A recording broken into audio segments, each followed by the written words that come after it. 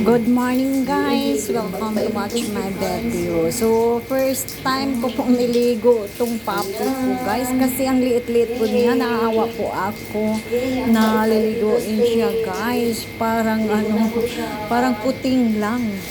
So, ito niligo ko po siya ngayon. Ang bait-bait naman niya guys. Hindi naman masungit itong puppy ko na ito. Tingnan niyo guys. Parang hindi siya po nagreklamo.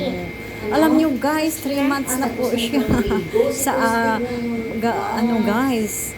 1 month na po siya sa akin at 2 months po siya sa may-ari nito guys. Hindi ko alam kung anong breed po nito guys. Basta hiningi ko na lang po sa anak ko kasi binigay ko sa kanila. Ayan, ang kawawa naman siyang tingnan guys, pero ano po siya guys, nakaka-inlove ang papi na ito kasi ang bait-bait po niya. So ito na po, niligo ko po siya ngayon at wala siyang reklamo guys kasi naawa po ako sa kanya na wala pang, hindi ko pa na iligo.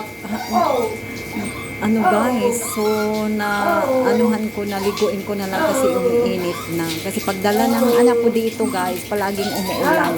At sabi po niya na bawal daw liguin ang papi kapag palaging umuulan kasi guys, maginaw. So ito na po ang nangyari ngayon, niligo ko na po siya.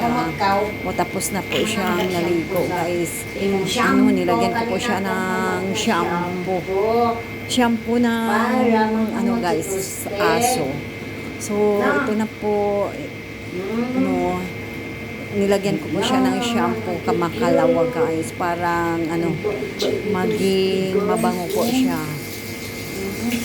Yan. Parang puting lang po siya guys, pero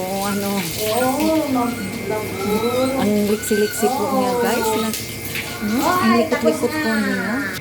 Parang hindi na siya puting o papi. Parang hindi po siya papi guys, parang isang puting. So inanaw ko na po, pinupunasan ko na po siya. And then pagkatapos dito, i-blower ko po siya guys kasi kawawa naman, baka lalamigin po siya. Sabi ni anak ko guys na bloweran ko para maging init. Kawawa ang mata niya guys na nagmamakawa sa akin kasi na daw, maginaw na ito. Hindi rin siya natatakot guys sa blower. So na po, dry na po ang kanyang balahibo guys at saka skin. So ito lang po siya, ang behave po niya sa ngayon guys. So in-observe ko guys kung ano ang attitude po sa aso na ito. So guys, antay lang sa sunod kong mga video. Thank you for watching. God bless us all.